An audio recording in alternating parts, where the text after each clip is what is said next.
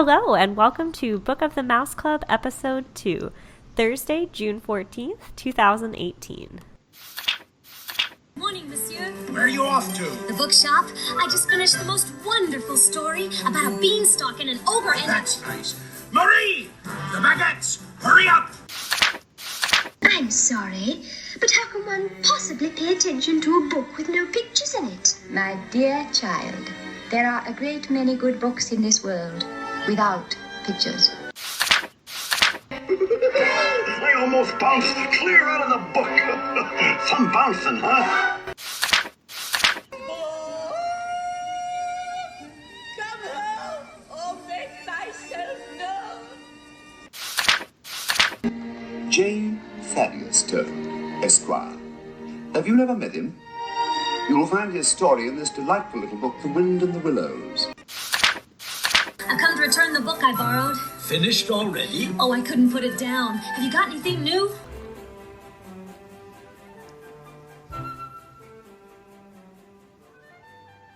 Hi, everyone, and welcome to Episode 2. Today we're talking about Dream It, Do It, My Half-Century Creating Disney's Magic Kingdoms by Marty Skylar, the late Disney legend and former Imagineering ambassador. I'm Courtney, and I'm joined by my co-host, Emily. Hey there, everybody. Welcome. So let's just give a little bit of information about this book. It was written in 2013, published by Disney Editions. It's 20 chapters and 368 pages, but don't let that intimidate you because I found it a very easy and enjoyable read. Also, there are pages of pictures, so that kind of adds to the length as well, but it gives it some really nice breaks. Yeah, so I agree. It's not a daunting 368 pages by any means. No. So we did share in our introduction episode the description from Amazon, kind of the back of the book description, if you will. But Emily, why don't you reread that just for anyone who's tuning in for the first time for this episode? All right, so here is our recap. Marty Skylar was hired by the Walt Disney Company after his junior year at UCLA and began his Disney career at Disneyland in July 1955, 1 month before the park opened. He spent his first decade at Disney as the kid, the very youngest of the creative team Walt had assembled at WED Enterprises. But despite his youth, his talents propelled him forward into substantial responsibility. He became Walt's speechwriter, penned Walt's and Roy's messages in the company's annual report, composed most of the publicity and marketing materials for Disneyland, conceived presentations for the U.S. government, devised initiatives to obtain sponsors to enable new Disneyland developments, and wrote a 24-minute film expressing Walt's philosophy for the Walt Disney World Project and Epcot. He was Walt's literary right-hand man. So over the next 40 years, Marty Skylar rose to become president and principal creative executive of Walt Disney Imagineering, and he devoted his entire career to creating, enhancing, and expanding Walt Disney's magical empire. This beautifully written and enlightening book is Marty's own retelling of his epic Disney journey, a grand adventure that lasted over a half-century. That's kind of why this is 368 pages. We're looking at 50 years of him doing so many cool things for the Walt Disney Company. Yeah, I think it gives a nice overview if you're not familiar with who Marty is, kind of the highlights of his career, but there's certainly so much more that he goes into in this book. And it really is kind of his tell-all, but not, in a scandalous sense, but just him sharing his whole journey of his lengthy and lasting Disney career. But I think that gives you a nice introduction into who he is. So why don't we share any personal memories of the book? This was not my first time reading it. I forget, was it yours? I think we both kind of did the same thing where I picked it up during my Disney College program back in 2015. And then just because of this craziness of our schedules and whatnot, I ended up putting it down and I only got about a third of the way through it. So this is kind of my first time reading it, definitely from start to finish. Awesome. I read it on my college program in 2014. My boyfriend had given it to me as a gift. He mailed it to my college program apartment. And I remember I randomly had a Saturday off, which if you work the Disney College program, that's kind of rare.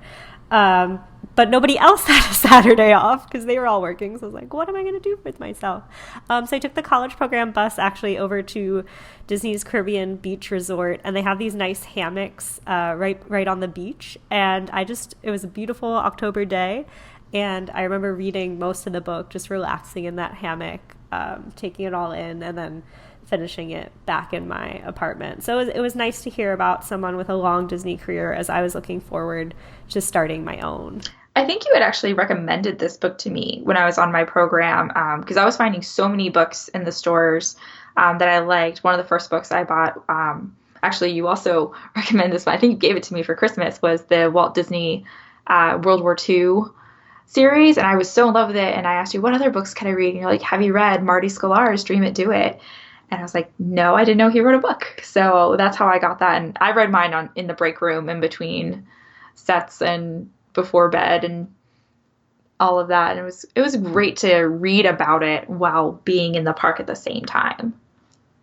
Yeah, and while you were on your program, his other book, which I'm sure we'll get to at some point, One Little Spark, came out, and he came to Walt Disney World to visit. Yes, and sign the books on your program. Yeah, right? he did a book signing. I think we have some pictures to post a little later of us going to that book signing, which now, since his passing, like, I treasure that memory so much more because I got to meet him and talk to him even just for 5 minutes and get my book signed.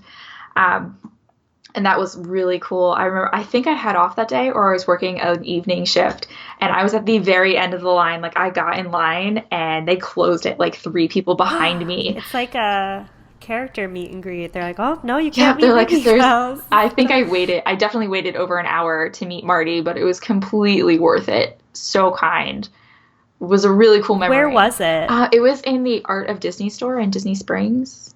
Okay, because when I met him, I think it was either the same day, like maybe that morning, or the day before. I was working in one of the Disney offices, and so they had brought him to the office for like a cast member book signing. So I had a little bit of an easier time meeting him. Yeah, it was because I bought my book, got my wristband, and then I just got in line right there. I think I got there maybe like 20 minutes before he showed up. So I camped out a little bit and was one of the first people to meet him, and he was just such a pleasure to talk to. I feel like, I was someone young in my career and was just like, when you get all starstruck, you're like, thank you so much for meeting me. But he took the time to ask about my experiences and he talks my about that in his book book a lot too. I think he really enjoyed meeting young cast members because he says that in here numerous times, that one of the lessons he learned from his 50-year experience is you have to bring in young talent and trust people with new and fresh ideas because you might be missing out on something. So I think he really enjoyed meeting younger cast members. He got really excited when he was like, oh, you're on the college program, and he wanted to hear about what I was doing, and so that was really cool. So happy. It is sad. He did pass away last summer. It still feels, so recent. I mean, it was less than a year ago, but it's like hard for me to believe that he's gone because his career has spanned the opening of every single Disney all park. 11 parks. Like, that's insane. Well, I think 12 with Shanghai because true. This book wasn't out when Shanghai was open yet. He mentions Shanghai, but it wasn't open yet. He mentions that it's coming, and he says that he spent it all 11. But I looked it up.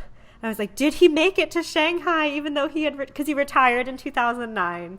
And Shanghai opened. Did he make it? 2 summers ago. He did. Yes. He went. He got to go. I was like, you can't have the opening and not have him there. So even though he retired officially from Imagineering, he definitely stayed on in that capacity. I mean, he was retired when we met him. So yeah. I love that he And he still wore his name tag. He always wore his name tag everywhere. Every picture I see of him when I met him, he's always wearing his name tag and an Imagineering shirt. I mean, even just, I think a few days before he died, he was at the D23 Expo on one of the panels. I still need to watch that one on YouTube, but I got to see him at D23 Destination D in 2016 and hear him talk about the work of Harper Goff, and that was really cool. He just has such a career, but I think you could tell that he's a fan of everything and so proud of not only his work, but the work of his fellow Imagineers. Yeah. Oh, for sure. I'm going to get to that tangent in a moment. But like you said, how much he loves Disney. If you actually open, I have the copy of the book in my hand. The front and the very back of the book is pictures of him in his office. And to me, it's kind of reminiscent of that famous Walt Disney photo of him at his desk. And it has all, like, Walt's desk was always covered in toys and like other merchandise and pictures and sculptures of his characters. And Marty's is very similar. There's his desks, there's like numerous counter spaces, have all sorts of little treasures and awards and pictures and toys and everything. I want to play I Spy with this picture sometime. Oh my god, that'd be so Not fun. Our listeners can't play along, but it looks like there's just, like you said, so many little trinkets, and I think that's the sign of a big Disney fan. I mean, I think Disney lends itself to collectors. Certainly, looking at my own house. Yeah, right now, you and I are have definitely guilty of that. Everywhere, and the pins. That's the other picture on the back of the book is his hat Yes. with pins from All each of the the different pins. parks. And like, man, if I could trade for those are some good ones. But we'll have to share that photo. Yeah, we can make our reference. own little I Spy on Instagram or something. So, jumping in, after spending 368 pages with Marty, how would you describe him as a person? Okay, so this was like the one question that stuck with me throughout the whole reading of this book. He's incredibly humble. That's what I wrote too. I have 3 words. He's humble and he loves to show off his colleagues. He spends more of this book, like the first half of the book, I'm like, yeah, this is about Marty. And then by maybe, I guess, the last 2/3, he talks more about his colleagues and what he witnessed other people doing more than what he actually did. So his memoir is more of like a history of the Disney company versus his personal memoir, almost, in a way. Well, I think it's the history of the Disney company through his eyes, but I love that he really doesn't take credit for a lot. He does bring in these other people and just spends a lot of pages gushing about them, but it's great to see other people get recognition as well. It's really kind of a who's who of the Imagineering roster. And every time he like says, I did this, but I couldn't have done it without, and then he names like 10 people, or he gives a lot of credit, which there were a lot of names in here that I recognized. He mentions Joe Rohde, Mary Blair, the 9 Old Men, but there were a lot of names in here that now I'm super curious about these other Imagineers that I've never heard of. There's so many, I can't think of one off the top of my head, but now I have Post-it notes all throughout where I'm like, ooh, look up what this person did. Check out this book or this speech. And there's just he mentioned so many people in here that I'm glad they get their place in Disney history somewhere. You mentioned check out this book. It was interesting to me that he puts like whole pages of other people's books in there, which I think is a little unconventional. And, some people might not like that. But for me, as someone who loves to read, I was like, oh, well, now I want to check out Jack Lindquist's book. So I think this has certainly grown our own list of books that we want to talk about here. For sure.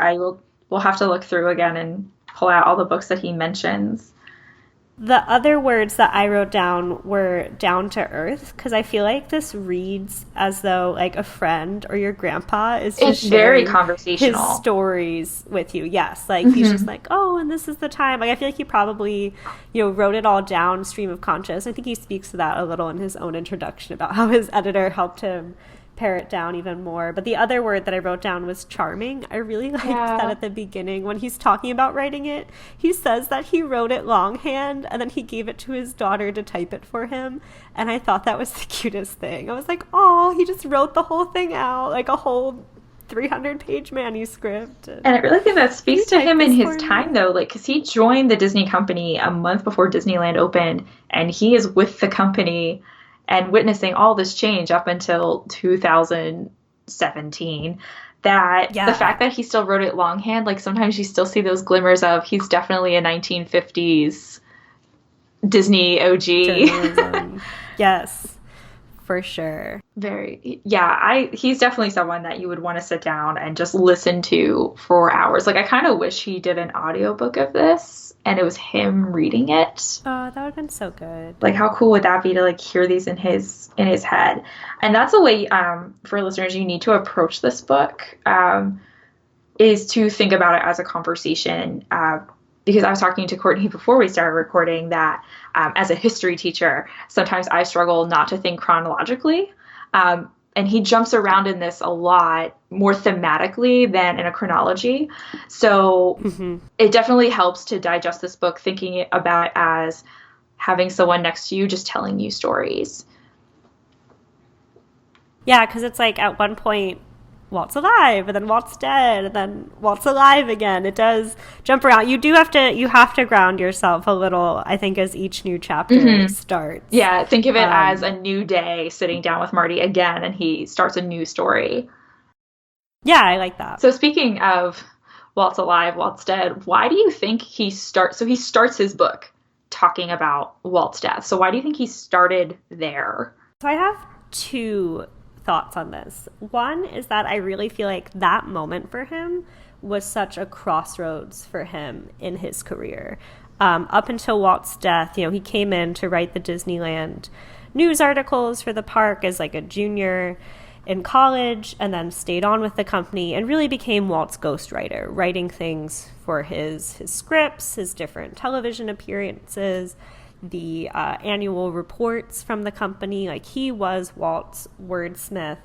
And I feel like, at Walt's death, it's like, okay, well, what is his job now? And that's where he starts to transition into his career with Imagineering and gaining a bigger role within the company. So I think because that was such a pivotal moment for him, it's a good place to start. But also, I feel like it really drives home just how young he was, because for me, I picture Marty Skylar as he is on the cover, this little like man in his late 70s, early 80s. I mean, that's who I've seen most of my life in documentaries or photos. But having such a long career, I just have that image of him, whereas he says, I think within the beginning of that chapter, it's page 8, I had become the chief ghostwriter at Disney. It was pretty heady stuff for someone just closing in on his 30th birthday and only 6 or 7 years out of college to be writing Walt's and Roy's messages in the company's annual report. And I'm like, wow, I'm turning 26 this year. He's not that much older than me in that instance. And to have that weight, it really just, I think helps you frame, okay, here's where he was, and he was so young. What about you? Yeah, I think for sure that he started with that because it was a pivotal moment in his career, but also it really engaged me as a reader. He could have started, like, he talks a little bit about being at UCLA and his internship with Disney, but then he just dives right into that moment, fast forwarding X amount, like 10, almost 15 years into his career, because I think it does also engage you as a reader and give you perspective of what he has witnessed in this company, that he has the Walt period and the after Walt period. He's seen the changeover, the company going through that identity crisis of not having Walt. So as a reader, it really engaged me right away that I knew he's got some really cool stories to tell. This is not just any cast member who decided to talk about his time in the company. He has the history, he has the bird's eye view of working one-on-one with Walt, as well as all these incredible other amazing Imagineers and executives and people who have shaped this company. Yeah, and I think he learned a lot from them. So he talks about the lessons that he learned from those mentors like Card Walker and, of course, Walt Disney. Where do you see those lessons play out in his career, and what did you think about those lessons? So he has lots. So one lesson that really stood out to me, which is one I think we hear a lot just in generic culture, but failure to prepare is preparing to fail.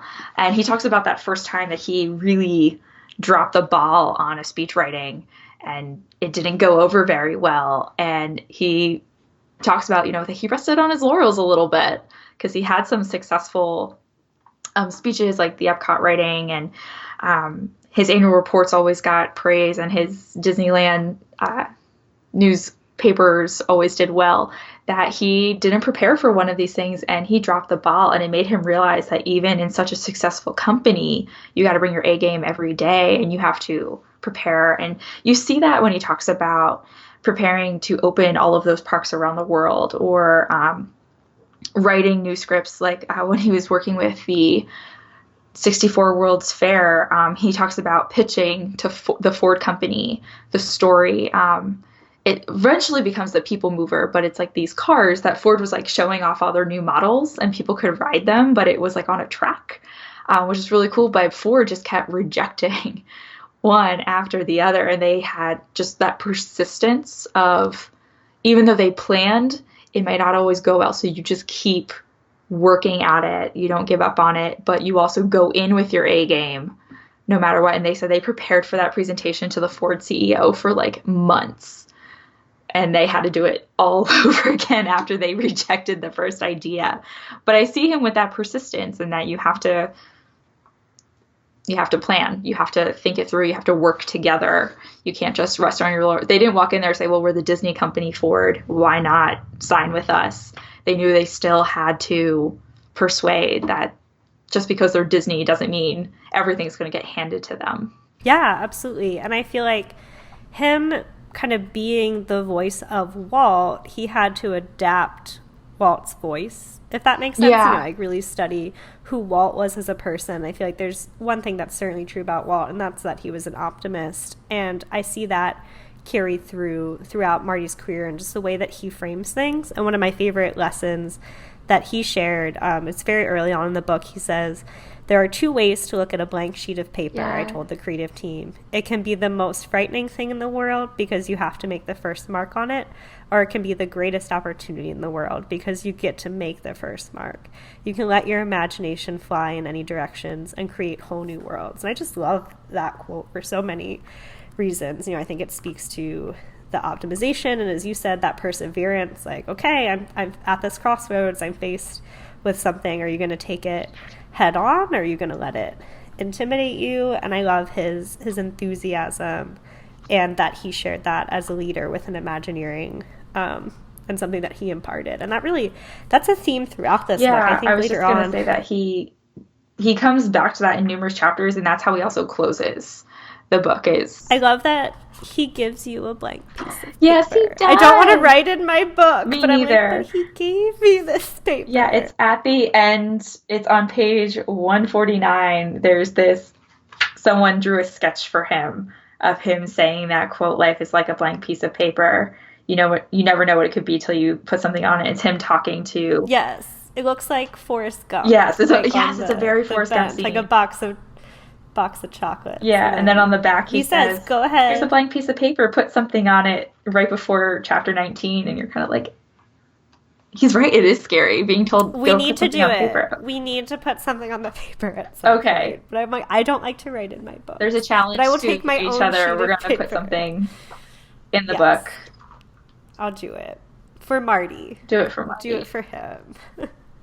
But yeah, and then he also ends with that kind of like a challenge. Thank you for listening to my story. And then he ends with, life is like a blank sheet of paper. The quote, and he says, so dream it, do it, and work as hard as you can to do the best possible job. What are you waiting for? I love that he ends with a question, that he's putting those life lessons, and he's like, now I want you. It's very like grandfathery, where he's like, I've just told you everything I've learned in my life. Now go do something with it.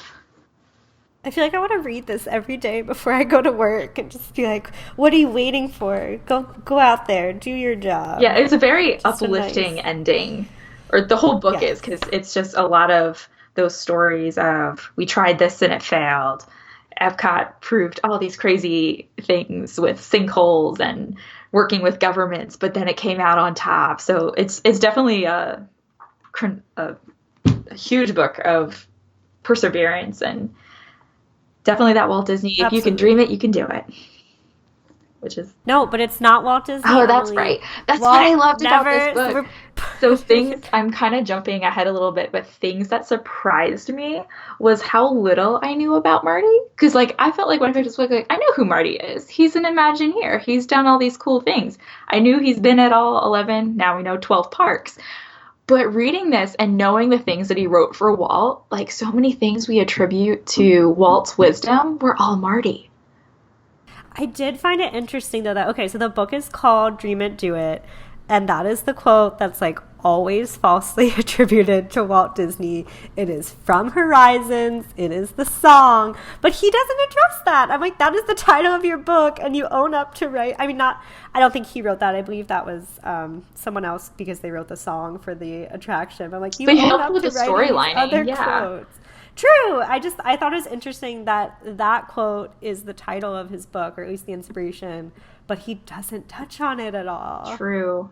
But it really does encapture the whole idea of being an Imagineer. But yeah, what is it? Like the Epcot, the 24-minute, and we're going to reference that a lot because Marty talks about that a lot. That script he wrote, Walt's last television appearance in 1966, where he talks about Epcot and the Epcot project. So many great lines and quote. Is that where the "keep moving forward" quote comes from? It's set. He has the actual script piece. The last chapter, or second to last chapter in his book, is just him listing his 10 favorite things that he's written, and it's the Disney Image presentation. Okay, so it's right about the time of that Epcot one. I think it's kind of tied to that. It says it was 2 presentations prepared for the Florida press conference in November. So it's not the film. But it's tied to that, and anyone who knows me knows that "keep moving forward" quote is my favorite Disney quote. It's on my journal. But that was one of the things that I've known that about you forever, and you see that "keep moving forward" quote, and it's all over the place with Walt Disney. I'm like, wait, Marty wrote that? Oh my gosh! I mean, Walt made it his own. Like the personality behind it is definitely Walt, and Marty wrote it for Walt and in Walt's voice. But some of the things that it just surprised me, the amount of things that Marty has done. Well, it makes you think about other famous quotes from people. Yes. And you're like, okay, but who really came up with that? Because that was something that was surprising to me the first time we read it. I mean, it has been my favorite quote. And it's rightfully attributed to Walt Disney because he is the one who says it in that script. But I loved finding out that Marty was the voice behind the voice. Yeah, I like that he calls himself the ghost writer. And in my head, I'm like, you're a ghost host. But it's not. Ooh, I love it. My Haunted Mansion love. But yeah, so we've kind of gone all over the place. But now we've talked about Horizons, whatever. What is an attraction that Marty was a part of that you think has impacted you as a Disney fan? I think for me, it's Epcot as a whole. I'm a huge Epcot nerd. I mean, I love Figment, and just all that Epcot stood for, like that whole idea of edutainment. That's something that growing up as a kid in the 90s, visiting Walt Disney World, Epcot really started to grow on me as I became older, and it's just such a fascinating history for a Disney fan. And that Epcot chapter was the longest chapter in this book, but I was okay with it because I was like, yes, tell me everything. He really divides it out and talks about a lot. He almost covered. I liked the organization of that. I'm trying to flip to it. I know it's chapter 10. He says, I remember that because I was in that chapter for a while. I was kind of slowly reading at that point because I wanted to soak it all in. He calls them 4 principal segments in the development of Epcot Center, and this is what he takes you through, which is deciding what to do. So, Epcot was supposed to be this experimental prototype community of tomorrow where people actually lived and worked and showcased technology, but that kind of went out the window after Walt's death. It was not as feasible. So they're like, okay, well, we still want to honor this legacy, so how do we decide to make it a theme park? So the Epcot idea, quote unquote, and then creating the concept and convincing Disney management to fund it. So kind of like the process of getting everyone on board. Number 3, selling it to corporate and international sponsors. That was my favorite part, to be honest. Yes, part 3 was my favorite too. Just something that's not seen as much within Epcot, but now most of the pavilions, I think if not all of them, had corporate sponsors like Kodak for the Imagination Pavilion, Kraft for the land, and just kind of the nuances of dealing with that. And I think we forget about that now, though, because a lot of those sponsors aren't in the parks anymore. It was really cool because it also reminded me that there was a point where Disney was not this giant conglomerate that we're used to seeing today. They had a beginning where they had to rely on other people and really work their way up. Well, and I think the sponsorships also goes back to kind of that idea of the World's Yes. Fair and 1964. That was he cites that as an inspiration for Epcot, like, you know, still drawing on what Walt wanted to showcase innovation. They're like, all right, let's get these people here to help showcase their own. And I really like when he talks about how within the Epcot chapter, just like instilling within the Imagineers, he says, my rule book was clear and direct. I told the Imagineers that our role was simple: create great stories, present them in unique ways if possible, and don't worry about communicating everything you learn about a pavilion subject. Instead, make it entertaining and fun. In fact, I said it's impossible for us to be the source of all relevant information about these subjects, so let's concentrate on creating great stories that are turn-ons, encouraging our guests to want to know more about the subjects of our shows. And to me, that is Epcot, or Epcot's original mission, which is to instill that learning and that love in others. And I think that Epcot, like, I think today, like, I hear on other reviews of like how Epcot has turned out, that people say it's really strayed from, or even from opening day, it wasn't what Walt had imagined. But I think when you look at, in this chapter particularly, when they talk about working with corporate sponsors and trying to get them to bring their new technology, that even though it didn't become a living city, it really did do a lot of what Walt wanted. You just don't necessarily see it as a theme park goer, but you do see it when you read about the history and you kind of know more of what the Imagineers are doing. And the role of particularly that World Showcase plays, that one was eye-opening to me, where they talked about the program for people that come from the other countries to work in Epcot, and how they live together in their own housing, and that's them trying to bring the world together and talk. I'm like, that is what Walt wanted. Maybe it's not living in the theme park itself or on that land that Walt Disney originally planned for, but those goals are still being met. You just might not see them because you're riding Spaceship Earth or rest in peace, Maelstrom. So I think this chapter really opened my eyes that Epcot is still fulfilling, and was from the beginning, a lot of those things that Walt wanted, even if it didn't necessarily pan out the way we thought it was going to.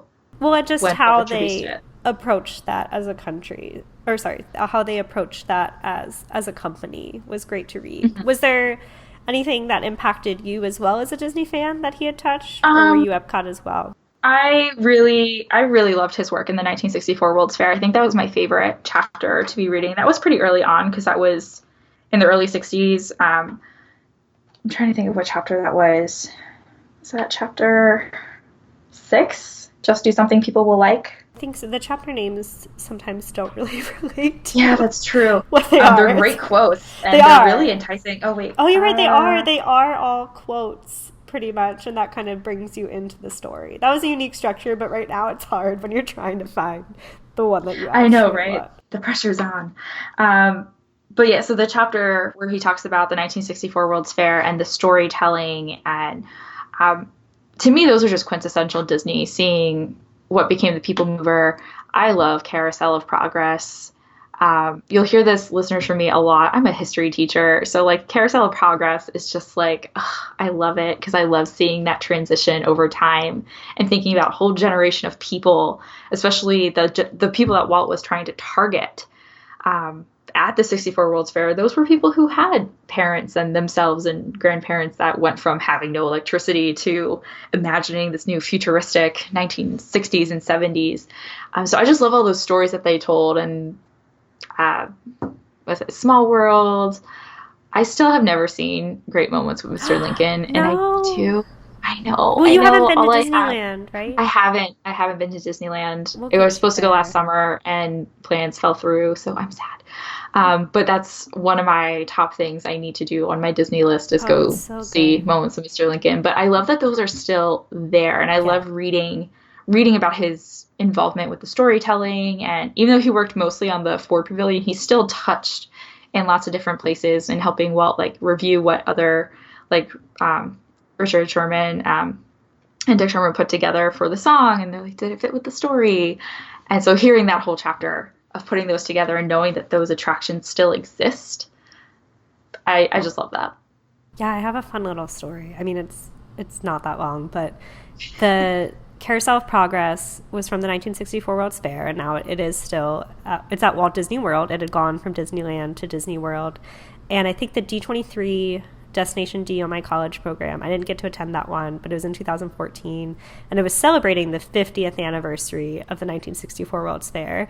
And I was working Space Mountain, and someone came in the break room, and they're like, Marty Skylar is over at Carousel of Progress. And I was like, no, so close and yet so far. Because can you imagine just like being in Carousel of Progress with Marty? I think he spoke like to the group. It was definitely a private function for that event, but like spoke about it, and then they got to watch it with him. I was like, oh, why couldn't I work that attraction? That is so cool. My dad told me one time, when I was on my program, my parents came to visit, we went on Carousel Progress. And I don't know why this is the first time he ever told me this. And he's like, I remember seeing this at the 64 World's Fair. No. My dad would have only been like 5 or 6 at the time. So he has vague memories. And I was like, wait, you went? You were there? And he's like, well, I don't remember much. He's like, but I remember the song. I remember going in a circle. Because he was really young. Yeah. He would have been 6 or 7 years old. But I was just like, that is so cool that like you saw it in its context. I would have loved to have seen it like at the fair itself. Only seen it in person with like the updated 1994 ending where they're talking about a new century awaits. But I have looked up on YouTube some of the older versions. I mean, it's harder to come across the early ones, but some from the 80s. Yeah, video was not quite what it is today. To see how it changed. So yes, definitely something that's associated with him and iconic for sure. Certainly he's had, I think, one of the longest parts of his career within Imagineering. He served as the ambassador, as like a chief creative. So from reading this, had your opinion or idea of what an Imagineer is changed? And I think also, why do you think a writer makes a good Imagineer? So this book completely changed what I think of as an Imagineer, because I think going in, because it's that combination of imagine and engineer that I think I cued in before way too much more on the engineering piece. Because what I knew about Marty is like, he's a writer. I was like, how do you become a writer and then become an engineer? Like, that's 2 totally different skill sets. That's education wise, that's a lot to transition from. But this book really made me realize that an Imagineer is just any sort of storyteller. And that can be storytelling through art like Mary Blair, or storytelling like Marty in writing, or being that engineering piece of taking ideas and how can I tell that story with mechanical pieces or sets or lights and whatnot. So it really gave me a perspective that there's a lot more in Imagineering than just engineers. And I feel like growing up, though, a lot of my friends that always said they wanted to be Imagineers were all of my friends that wanted to build roller coasters or become one of my friends is a mechanical engineer, and that has always been her goal, is to be an Imagineer. So I think I kind of got focused, like that tunnel vision. Yeah. That, engineers are Imagineers. And I was like, oh. I can see that, because I feel like a lot of times when you see Imagineers in that public role, it's in some kind of TV special where they're talking about building Expedition Everest, or like I think of the History Channel one, Modern Marvels, which is all about engineering marvels. So like they focused so heavily on Disney Imagineers. Or the first Imagineer I ever met was on a Disney cruise. They had him as a guest, and he spoke about like building Soarin' and how he came up with the idea for it with Tinker Toys in his basement. And I'm like, yes, you build things, but the imagine part is really the core of Imagineer, and Imagineering is a whole department, and there's so many different pieces within that. And that stems back to when Walt created Imagineering. I mean, he pulled people who were his top artists and animators and storytellers from his films and was like, bring this to life in my amusement park. I want something different, something engaging that puts people in the story. So I think going back to why do you think a writer makes a good Imagineer, it's their job is to put you in that story and have you live out that fantasy. And who better to do that than someone who constructs those stories? Yeah, and that goes back to what you read earlier, that excerpt about telling good stories. Our job is to do that. And he really touches on how unique of a role Imagineering is throughout the book, but I think it was really prevalent. Whereas if people don't know, WED Enterprises and the Imagineers that department was originally separate from the company, like the studio that made movies and whatnot. And Walt invested his own money, correct? And he like my really boyfriend and I were just talking about this because he was reading the Neil Gabler biography, and he was like, yeah, it's so interesting that I think Roy kind of created it separately, right, but they were their for own him. separate Yes, entity. he's like, the Walt Disney Company has gone public as the studio, but he wanted to protect Walt's ideas and like give him this place to play with those ideas outside of the scrutiny of like a publicly traded company and those responsibilities. And then eventually, though, you see that come out. I remember in the Disneyland Paris chapter where they're building Disneyland Paris, and that was under Michael Eisner, correct? Where they didn't use Imagineers at first to really construct Disneyland Paris. And they were seeing that people were getting really disappointed. It was going over budget, and the storytelling just was not coming through. And then constructing Disneyland Paris and getting the budget back on track. And he's like, we need the Imagineers. We can't use these other people. We need the Imagineers. And there was all that friction of now without Walt and without Roy, they wanted to pull the Imagineers into the publicly traded company and like all that friction. But you really saw, I think that was like the winning day for like how unique Imagineering was when they were like, we can't build this international park without them. We lost the Disney touch without them. And I think that speaks just volumes of what they do and that uniqueness of they have writers and designers, artists, and engineers. What are some aspects of this story that you related most to? I think I really just enjoyed hearing the stuff from his younger early days in his Disney career, because as someone who is young and in the early days of her career, it was great to hear like the encouragement and his ability to move around. One thing that I did bookmark, he talks about just different lessons in one of the early chapters, just like key points from, it was a Disney, the Leadership Secrets of Walt Disney.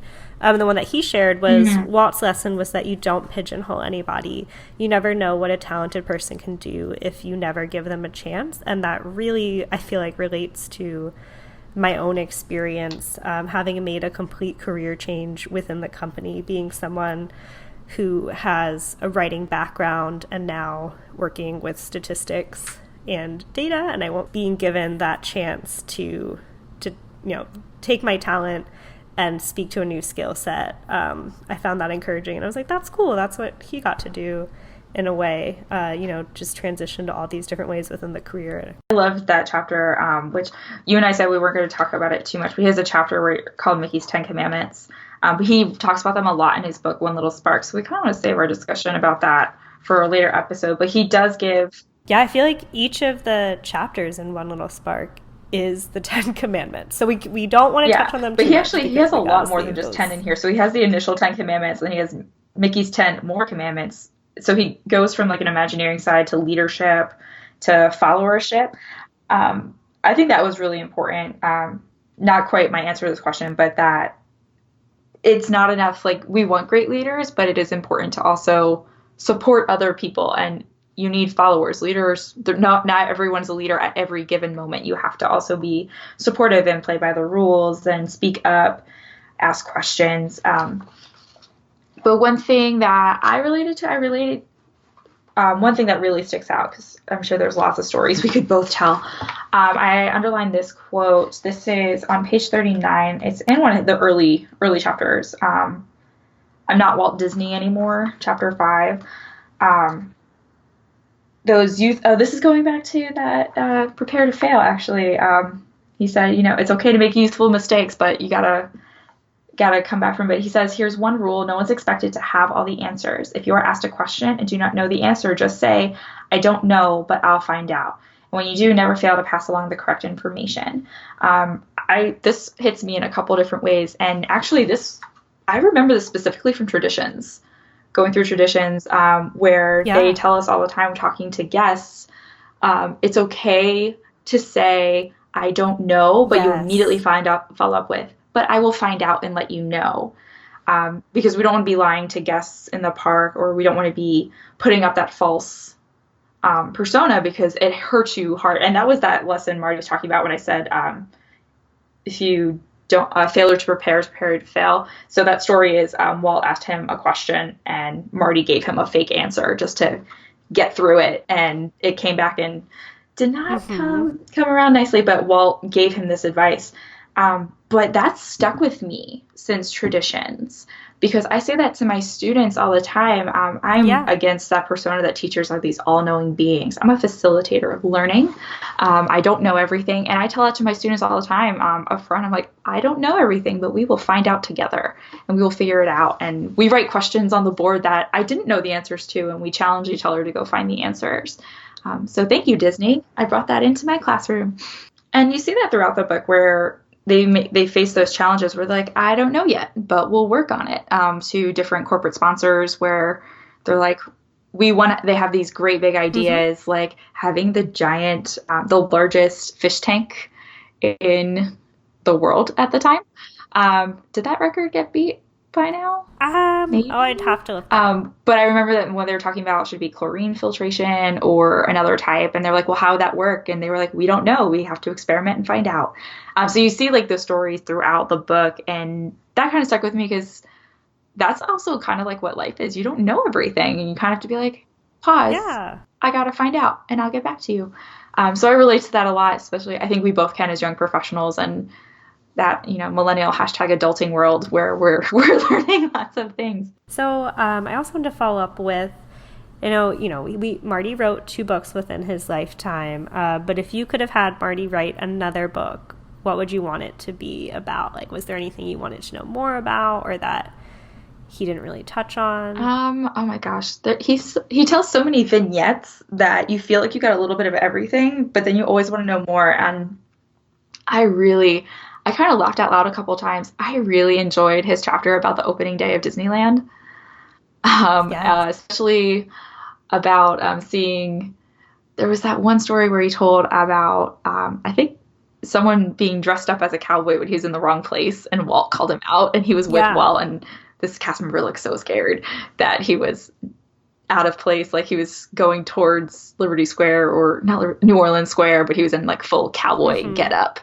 But just like all those little things that were kind of going wrong. But I wanted to know more about that early Disneyland experience, like the date nights. And I thought it was so cool that his office was on Main Street. Like he worked on Main Street. Yeah, like he just touched on the opening really. And and I was like, oh, that's so cool though. And that the Disney lore of the failure opening of Disneyland. I'd like to hear him talk more about the international parks. He does touch on a little bit about his experience in Tokyo and certainly Paris, but he didn't mention anything about Hong Kong. And I did find sometimes he'd kind of like start a little anecdote, but then not fully explore it. Like he talks about being with the writer of Roots on the plane.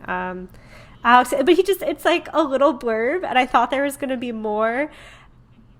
But he doesn't go into it further, so I think there were some pieces that I would have liked to see more developed, and certainly that international. Yeah, he has a lot of those moments where he's like, oh yeah, we were talking to XYZ person, and you're like, wait, you got to spend time with a president or with, like, he has letters from Ronald Reagan. It's like not. It's not named. Yeah, it's just like, super nonchalant, but you're like, story, and you're like, no, wait, I want to hear more. I really want to know. Yeah. There's lots of things he could write so many books about. Okay, so is there anything that Marty shared that surprised you? He tells lots of stories, but there's anything that was kind of like, whoa. I really appreciated his candidness on things, just like how he was open, as you were touching on earlier, about the failure of Black Sunday and the opening of Disneyland and like how that went wrong. That's something that I might not have expected from an official Disney book, but I like that they let him have the freedom for that. I mean, the Epcot chapter is called Tell IBM to Go to Hell, and I love that. Yeah, but he talked a lot about his frustrations with also just fellow colleagues, which, that candidness is definitely... But not in like a super negative way. It was just kind of like, this is what I was up against, and this was the one time I cussed someone out. Oh my god, like, that was, I think, the moment I was going to talk about. We're not going to say the word, but that was so surprising to me. You're just like, Disney is so family friendly, and when he for someone out in the middle. What he says, it was the only time he did. Yeah, in the middle of the park. He was in the theme park in front of guests. I think he says the animation courtyard at Hollywood, MGM Studios at the time. So that was surprising to me, but I laughed at that. Yeah, I think I have to agree. Just that candidness that he had, because there were some moments where I was like, oh wait, you're gonna talk about having some friction with some nine old men or some like Disney legends that, you know, we tend to put on a pedestal, but it made it very down to earth that these are people that, you know, they don't always get along or they have different ideas, particularly about these giant parks. Like there's so many ways these things could have gone. Great. So what, if you were to recommend this book to anyone, what audience would you say for it? We'll probably have a similar answer, but I'd love to hear your thoughts. I definitely think it needs to be a slightly more mature audience, but you have to have a passion for the parks and Disney history. So I wouldn't recommend this. I'm going to sound all teachery here, but definitely maybe 15 and up, because the way he talks, being able to engage with the style, with his speaking style, and also the stories he tells, that if you don't understand what corporate sponsorship is and some of that can get a little murky in understanding his stories if you're not quite that mature. But I think, you know, early high school, if we're going age-wise, yeah, you just have to, anyone that's in love with the parks, I think also and history. As an audience, anyone looking to have a career with Disney, certainly, you know, this isn't going to tell you how to get a job, but it really, I think, instills the qualities of leadership that continue throughout as Walt's legacy and just the foundations. I mean, there's books specifically about Disney leadership, and maybe we'll touch on those one day, but I saw that as a piece of this book too. Like it's a memoir, but it has kind of like those like how-to elements to it of like how to be a good leader. Marty even wrote a pamphlet on the Disney culture when they were opening other parks, and they needed to bring that to, I think it was to Walt Disney World, where they were trying to train new people, and they were like, they might not realize, because a lot of those people they were training maybe have never made it out to Disneyland. So like, we need to teach people what being a Disney employee and the ideals they embody is all about, and he brings a lot of that into this book. So for sure, if you want to go into the Disney College program, or you want to work in the company in any capacity in any of their member companies, knowing this really does give you insight to that ideology and their values. Was there anything else? We talked about a lot and we barely even scratched the surface, but were there any stories or fun things you wanted to mention? Okay, I have two. The one is the opening to chapter 3, which is called Vegas Calling. Card is on the phone. I'm going to read it. And it says, "The telephone message was waiting for me when I returned to the Zeta Beta Tau fraternity house at UCLA after class in mid-May 1955. At first, I thought it was a joke played on me by one of my ZBT fraternity brothers. After all, Lenny Kulit's father was one of the executives at the original Desert Inn in Las Vegas, and who would have a name like Card except a Las Vegas dealer? So I did not return the card dealer's call. But fortunately for me, E-Cardon Walker called again." And I was like, I loved that Disney called him. Well, not, you know, like someone from Disney, which was Card Walker. And that he thought it was a joke by one of his fraternity brothers. I just thought that was cute. That is pretty classic. And like, you know, yeah, who would have that name except a Vegas dealer? And when he says that, you're like, oh yeah, maybe. Maybe. Like, I could see someone's like, oh, you know, like my friends are just pulling their leg on me. And the other was actually, this was one, I had forgotten about it when I was reading it. And then as I read it, I was like, oh my gosh, this amused me. Last time he's talking about, you know, building the Walt Disney World Resort in Florida after Walt's passing, and they're naming the hotels. So he says, "Another nomenclature issue involved the names of the resort hotels planned for Walt Disney World. The early plans had listed the hotel's styles: Polynesian, Asian, Venetian, Persian, Contemporary. For the latter, John Hench and I recommended a real name. In an elaborate graphics presentation reflecting the location of the shores of Bay Lake, we pitched the name Tempo Bay to Roy. He listened intently and let John describe why the name Tempo, together with the graphics we proposed, conveyed the sleek design style of the hotel. When we completed our presentation, Roy spoke for the first time." "What's wrong with contemporary?" he asked. And 4 decades later, there's still nothing wrong with the name of this 690-room resort on the shores of Bay Lake. So I love that the contemporary was like, that was just the adjective describing the style. And then Roy Disney, Walt's brother, is like, yeah, no, that's an okay name. And that's why it's still the contemporary. That's just a little amusing fun fact that I was not aware of before reading this the first time. I did like that about this book, that some things that we kind of just like assume, like, oh yeah, that's the name of that resort, that's the name of that ride. He tells the backstory of some of those things. You're like, oh, that's where that comes from. So I'm going to go into the Epcot chapter. That's your fave. And one thing, I have a sticky note. It legit says, say what? Was when they talk about some of the building issues that they had. So if you haven't been to Florida, it's a swampland. Famously, when Walt Disney was buying up all this land, people were so confused. What are you going to do with marshland, and how can you build on that? But when they were talking, so this is one piece. I'm going to read a couple excerpts here. So smack in the center of the 600 acres was a huge sinkhole.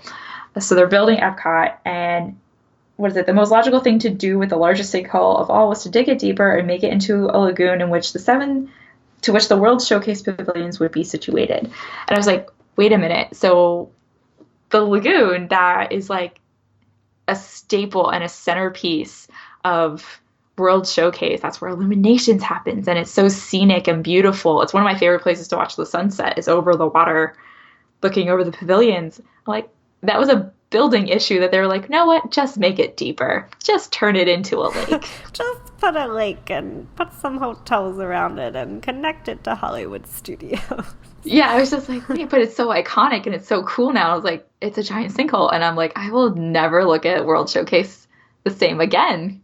I'm gonna be like, that's a sinkhole. One big sinkhole. Thank you. One big sinkhole. Very fun. Well, I think that wraps it up. I mean, there's so much more here for our readers, but we don't want to give everything away. I think this has been a great discussion. So if you want to find this book, it is currently available on Amazon as well as barnesandnoble.com. But of course, support your local library. See if it's available there. Saves yourself some money, but if you like to write and things like that, we don't blame you for buying it as well. But we'd love to point you to some other resources, just things you might be interested in if you enjoyed this book or if you enjoyed hearing about it. So we each picked two. For me, I highly recommend the documentary called Walt, the Man Behind the Myth. Marty is involved heavily in it. He's one of the people speaking about his memories of Walt in addition to others. So it kind of reminded me of this book, and that, like Marty shares his story, but he also incorporates those of others and their words, and that's a great way of looking at Walt Disney. But also a book that Marty was involved in writing was, or at least, managing, was Walt Disney Imagineering, a behind the dreams look at the making the magic more real. This is a coffee table book, so if you have an interest in Imagineering itself, it was written by the Imagineers, and that's a great resource as well. What were your two? So Marty's other book, One Little Spark, where he really dives into those Mickey's 10 Commandments of Imagineering. So that's a cool way to, again, get that bigger picture of how he looks at developing parks and storylines. Also, you can check out on YouTube Walt Disney's original Epcot. So take a look at one of Marty's writings in action. You can watch the 24-minute clip on YouTube. I actually have it pulled up. I just Googled in YouTube Walt and Epcot, and it was the first thing to pop up. 1966 HD full version. So that'd be really cool. Check out Marty's writing in action. Great. So next time we're going to be doing a bit of a broader discussion, kind of a historic look back, discussing the magic of Disney's Golden Books, something that I'm sure a lot of us grew up with. They've had a long history, and we're looking forward to talking about that. We'll be referencing two books, Everything I Need to Know I Learned from a Disney Golden Book, as well as The Art of Disney's Golden Books. In the meantime, you can find us on social media at Book of the Mouse on Instagram and Twitter, or you can email us with bookofthemouseclub@gmail.com. You can find me, Courtney, at Courtney_Guth, that's Guth, on Twitter, and at Great Guthsby on Instagram. And what about you, Emily? You can find me both on Instagram and Twitter at Emily_McD. That last name is Mickde. And yeah, you can find me on those two. Great. So I'm going to take us out with a quote that we, of course, referenced before, my personal favorite. So there's no way it wasn't going to be our closing quote this time.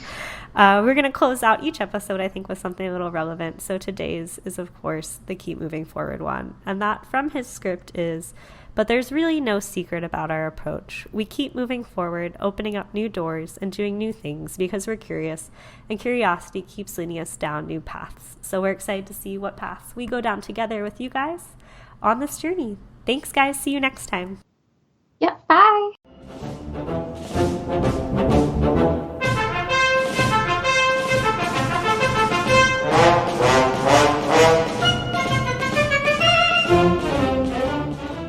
Book of the Mouse Club has no affiliation with the Walt Disney Company. The views and opinions expressed by hosts and participants are theirs and theirs alone. They do not represent the organizations or companies they happen to work for.